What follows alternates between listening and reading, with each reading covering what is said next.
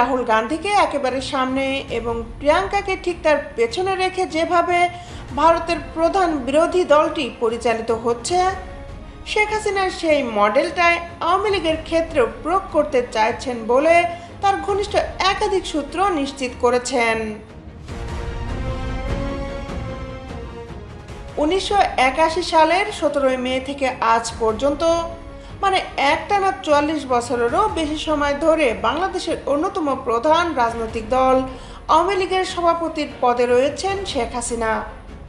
অনেক পর্যবেক্ষক মনে করেন, গত বছরের 5 আগস্ট শেখ হাসিনা ক্ষমতাচ্যুত হওয়ার পর আওয়ামী লীগের মতো এত বড় একটা দলের সংগঠন যে কার্যত তাসের ঘরের মতো ভেঙে পড়েছিল, সেটারও একটা বড় কারণ ছিল এই দুর্বলতা। বাংলাদেশে অন্তর্বর্তী সরকার দলটির কার্যক্রমও নিষিদ্ধ করে রেখেছে। বস্তুত শেখ হাসিনা উপস্থিত না থাকলে দলের তৃণমূল স্তরের নেতা কর্মীরা কার কাছ থেকে নির্দেশনা পাবেন তা নিয়েও ছিল চূড়ান্ত অস্পষ্টতা। বর্তমানে গত 1 বছরেরও বেশি সময় ধরে ভারত সরকারের অতিথি হিসাবে ভারতের মাটিতেই অবস্থান করছেন শেখ হাসিনা, যেখানে তার গতিবিধি, দলের নেতা কর্মীদের সঙ্গে মেলামেশা সব ব্যাপারে অনেক কড়াকড়ি আছে। এই সুযোগটাকে কাজে লাগিয়ে আর খানিকটা পরিস্থিতির চাপেই তাকে এখন উত্তরাধিকারের এই অমীমাংসিত বিষয়টির ফয়সালা করার দিকে নজর দিতে হচ্ছে। এই মুহূর্তে রাহুল গান্ধীকে একেবারে সামনে এবং প্রিয়াঙ্কাকে ঠিক তার পেছনে রেখে যেভাবে ভারতের প্রধান বিরোধী দলটি পরিচালিত হচ্ছে, শেখ হাসিনার সেই মডেলটা আওয়ামী লীগের ক্ষেত্রেও প্রয়োগ করতে চাইছেন বলে তার ঘনিষ্ঠ একাধিক সূত্র নিশ্চিত করেছেন।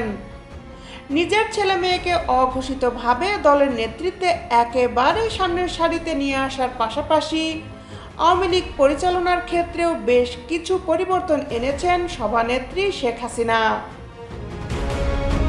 বিগত 1 দশকে নরেন্দ্র মোদী ও শেখ হাসিনার মধ্যে একটা পার্সোনাল কেমিস্ট্রি গড়ে উঠলেও গান্ধী পরিবারের সঙ্গে আওয়ামী লীগ নেত্রীর সম্পর্ক অনেক বেশি পুরনো ও অনেক পারিবারিক। অন্যদিকে সজীব ওয়াজেদের নেতৃত্বে আমেরিকায় আর একটি টিম কাজ করছে দলের অনুকূলে ন্যারেটিভ নির্মাণে, এবং বিদেশের সংবাদ মাধ্যমে আওয়ামী লীগের বক্তব্য তুলে ধরতে কাজ করছে সজীব ওয়াজেদ জয়।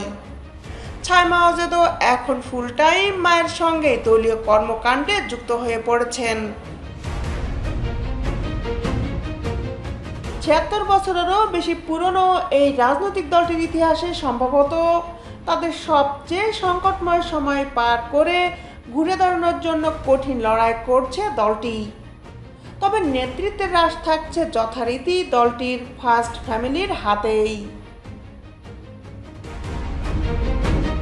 দেশ বিদেশের আপডেট নিউজ পেতে আমাদের সাথেই থাকুন।